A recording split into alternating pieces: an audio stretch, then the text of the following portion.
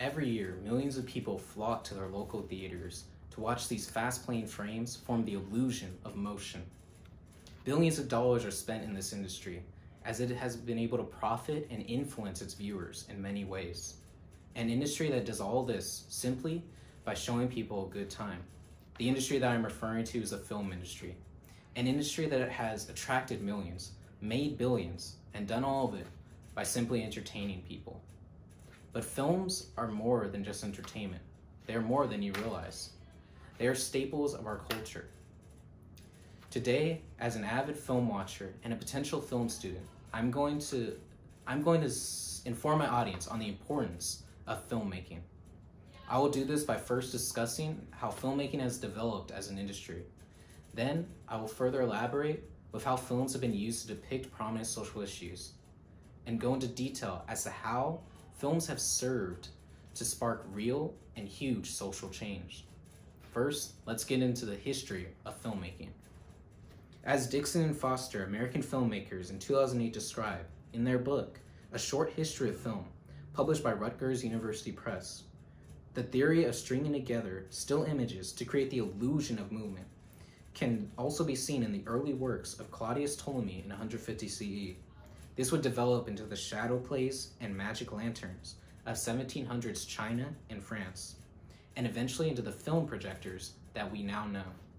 It's important to note that during these time periods, people did not have the time nor the money to go out and watch films as they pleased, as oftentimes the jobs that they had didn't pay much, and when they got home, they often had to do and spend hours on household chores such as making food, washing dishes, etc.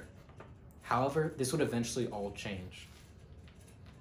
Professor at the Miami Business School, John Mezius and Stephen Mezius, in their 2000 academic journal published by the Institute for Operations Research and the Management Sciences, described how between 1912 and 1929, film saw its first stages of its development into a major industry, as the production and distribution of films tripled.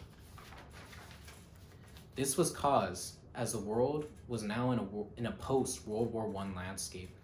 And in America, Americans were going through the Roaring '20s, a period of an economic boom that saw most people's economic spending increase greatly. And thanks to technological advancements in household appliances, such as the dishwasher, oven, etc., people now had the time and the money to go out and watch films as they pleased. As a result, films became a staple of American culture and eventually the world, and a favored pastime of many. But more than this, films can be used as depictions of important social and historical topics. Bogle and Singleton, authors of the book Hollywood Black, The Stars, the Films, the Filmmakers, in 2019, published by the Running Press Adult, encapsulates the ideas of movies as a depiction of social issues. On occasion, movies reflected the paranoia and societal conformism that gripped part of America, yet films also revealed the spark of rebellion and discord as the decade progressed. The emerging civil rights movements affected the perspective and characterizations in mainstream films. While this quote may be specifically referring to 1950 films, it can be used to apply to almost any era of films, as films can be used to represent prominent social issues of their time. And specifically here, films were beginning to show more accurate depictions of African Americans in response to the growing African American activist movement of the time, showing how films can be made in response to social issues. But it is through these depictions that insight can be given to viewers into these specific time periods.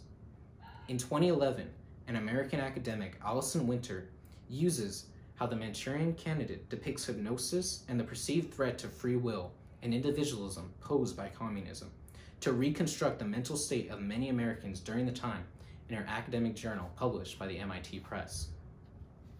The Manchurian Candidate was a movie that depicted a Cold War America and saw how Americans dealt with the fear and hysteria surrounding communist Russia during the time. As a result, historians such as Alison Winter can go back into these movies and see just how it was like during this time, something that might not be otherwise possible, or might be failed through things such as words and history books. Thirdly, films can be more than just depictions. They can also spark real and huge social change.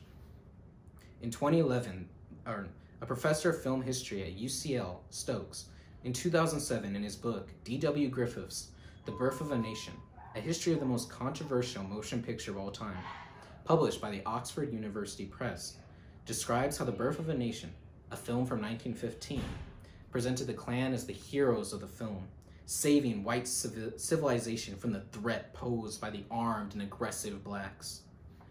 This film is important because following its release, there was a huge resurgence in the KKK. And when most historians go back and review this time period, one of the reasons for this resurgence is often listed as the birth of a nation, because it glorified the KKK and in turn helped to resurge them and reach the highest numbers that they'd ever seen and would ever see, in turn causing terror for hundreds of people in the years to come. But films also have power as propaganda. This can be seen as the American reporter Gary Jason of Reason Papers in 2013 said, "The power of film as a tool for propaganda is real, as both Lenin and Goebbels well understood, and is simply demonstrated in this valuable documentary." In this documentary, he's referring specifically to Nazi Germany and how Hitler and his propagandists, Lenin and Goebbels, were able to use films and other forms of propaganda to influence and indoctrinate an entire generation of Germans into Hitler's beliefs. This indoctrination was so strong that through it, these people were willing to fight and die for these beliefs, mainly because they might have seen a film when they were young that influenced them to this extent, demonstrating the power that films have to spark great social change. Finally, it is clear that filmmaking is way more than just entertainment, as it has become a staple in our industry and has provided a lot of money to a lot of people. Through these films, viewers can be given insight into social issues of the time, as films are often used as a way to depict these prominent social issues. But more than this, films can be used to spark great social change in many places around the world, not just here in America.